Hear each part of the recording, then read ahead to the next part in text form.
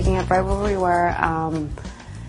Every day in our show is, I mean, it seems like, I guess technically we've only really been seeing what's happening in Mystic Falls for like a month now, technically, but it's, I mean, I would move out of that town if that was really, if so many people were dropping like flies every 2 minutes. We ended the first half of the season with, you know, it was the big transformation episode, which, you know, Mr. Michael Trevino did such an amazing job on. So, yeah, I mean, you've obviously seen it once, and we know that that's not going to be the only full moon to come about in Mystic Falls. I think everyone kind of knows at this point that there will be more werewolves that come into town, and so that's what's going to be interesting when we come back on January 27th to see how it goes down with the vampires and the werewolves. More than anything, I'm excited for Klaus's arrival because he's going to mix things up. The whole Klaus thing, I mean, I personally think that it just needs to be Pacey Witter finds himself in Mystic Falls and, you know, reenacts the jumping off of the boat into the sunset with Caroline, because I think that that's what would make sense most of all for the storyline of the show, but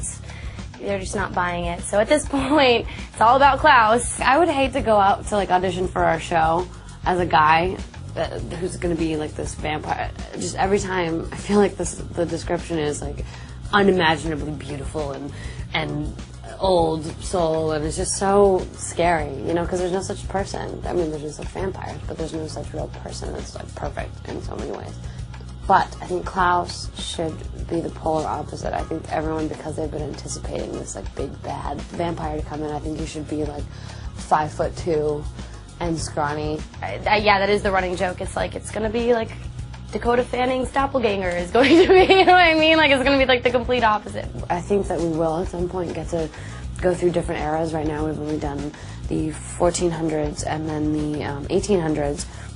But hopefully one day we'll go into the 1600s, or we'll go into the 20s. Maybe we'll do like a flapper episode and have the finger wave, and Catherine's going to be like dancing and boozing it up, and it's going to be fun to do that. And I think there is some sort of an intention to do that at some point. I keep expecting to get a script and be like, oh, it's just like a day at school. But then, and I'm like, how are they going to keep coming up with these crazy like things to happen and all these cliffhangers? And every single time, like, there was literally a script where I was like, oh, and then that's the end of the episode. And I was like, no, that's just the halfway through. I love everything that I get to do in the show, and I get to do so much, and I'm so busy, and I get to do my own stunts, and I get to kiss every character there is, and I have scenes with everyone on the show, and it's just, there's never a dull day on the set of The Vampire Diaries, and I love it.